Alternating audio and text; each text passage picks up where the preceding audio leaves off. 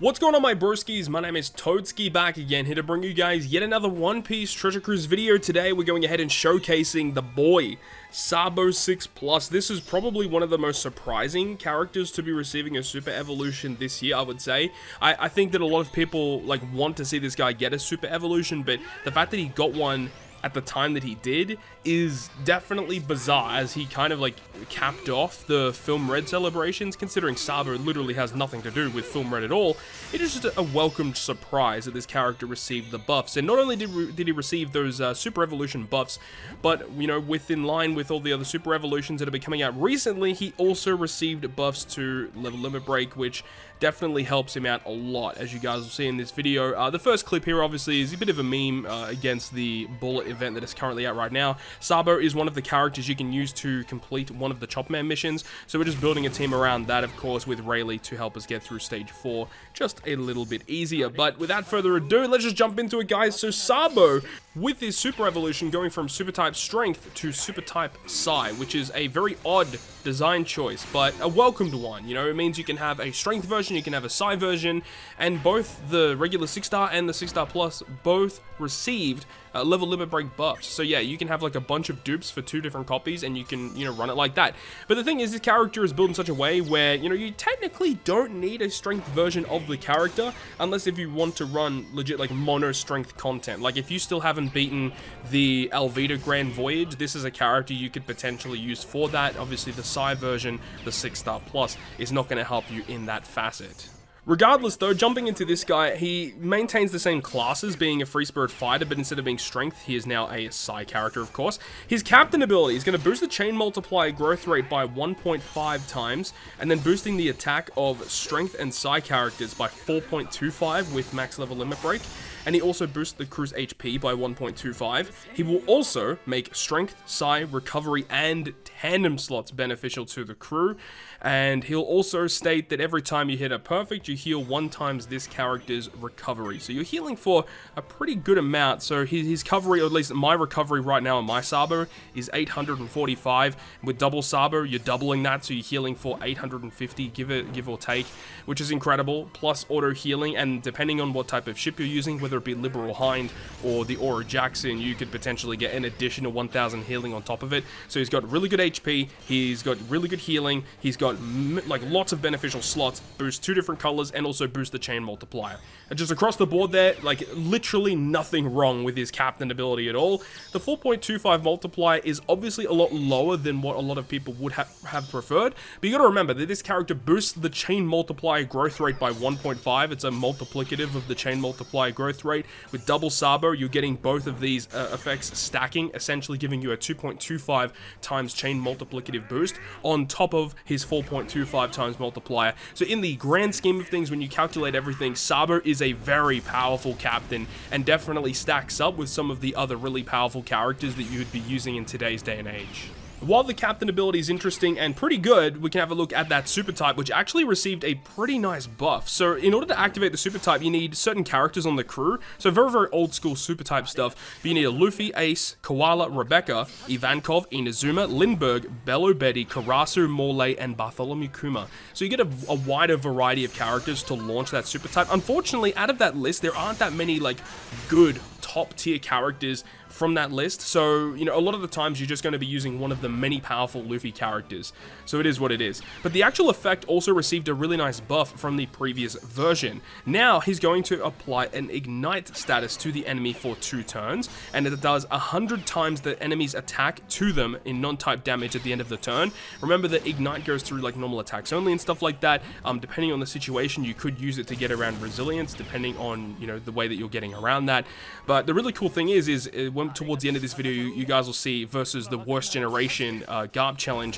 One of the really annoying things about that fight is you have to deal with the Rogue stage, and this effect of Sabo being able to ignite the enemy allows you to get around the damage limiter effects, which is really awesome. It's such a powerful effect.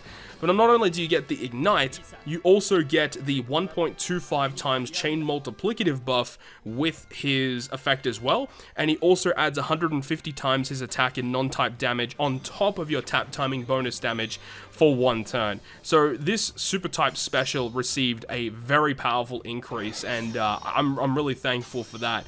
Not only can you use the ignite status as like a utility effect for getting around resilience or just doing additional damage, getting around damage limiter, but also giving you more offensive capabilities with a really good chain multiplicative boost, as well as tap timing bonus damage. And remember that tap timing bonus damage is neutered by the normal attacks only debuff, but in the grand scheme of things, you're still mainly using it for either the ignite status or using it for the chain multiplicative buff, which just overall gives you more damage and just at the end of the day, which is really strong.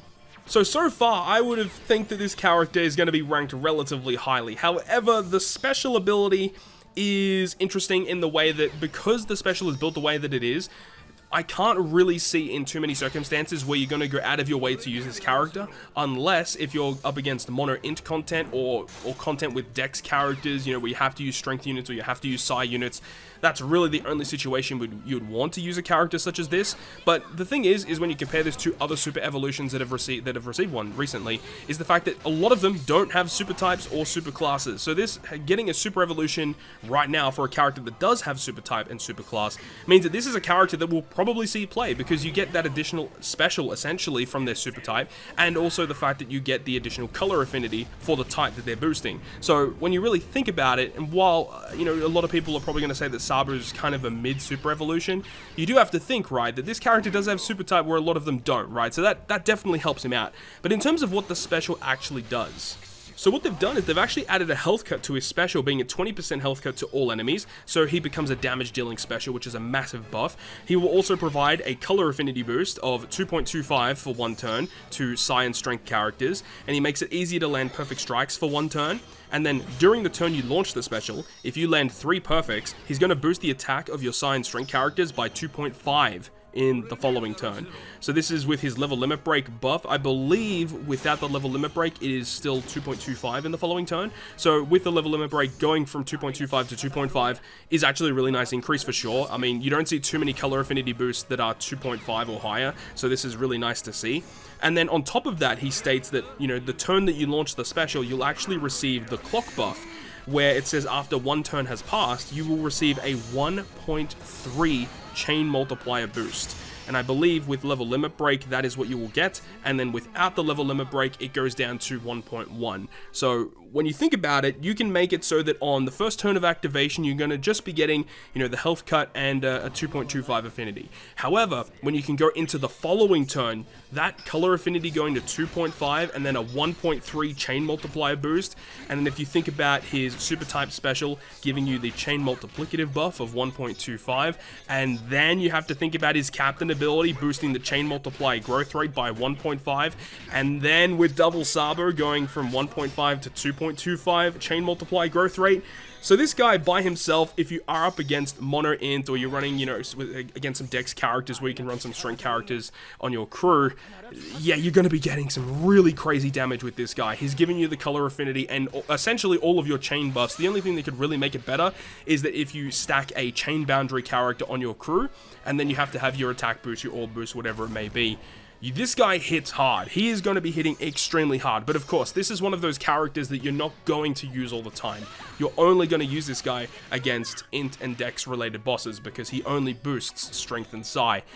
So that is obviously the overall downside to the character, I would say. But when you pull all of that aside, you got to remember that not every character is built to be good in every piece of content. If you are going to be using this character, he's going to provide a lot to the crew, which is great.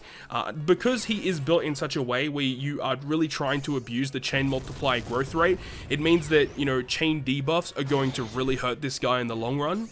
And it also means that if you end up trying to hybrid this character with another character, then you're really going to lose out a lot on your chain multiplier, because by running double Sabo, you get both stacks of the chain multiplier growth rate captain effects, and by running hybrids, you really lose out on that extra damage. So I can definitely see this guy being used more as a crewmate on other psi or strength-based teams because of his amazing turn 2 ability of 2.5 affinity and 1.3 chain boost. Like, that's wicked to have all of those boosts with one special. special.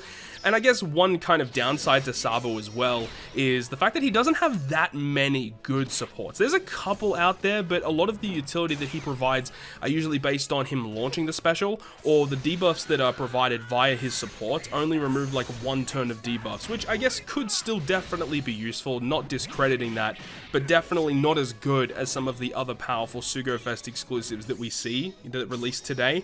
So I guess that's kind of the downside to the character in general, but a really fun character to go ahead and use in content. And you're seeing in this final clip up against the Worst Generation Garp challenge, where we don't have normal attacks only because we were able to knock out Rogue before that 4th turn because of the Ignite ability through Sabo's super type. And by doing that, we can just go ahead and essentially kill off the enemies via using the V2 Katakuri special, which is just ultra satisfying. That's going to wrap it up from me though. Thank you so much for watching. If you guys enjoyed the video, make sure to go ahead and leave a like, and if you want to stay up to date with all the content I post, including more One Piece Treasure Cruise content, make sure to hit the subscribe button down below. But on that, guys, I'll see you guys within the next video.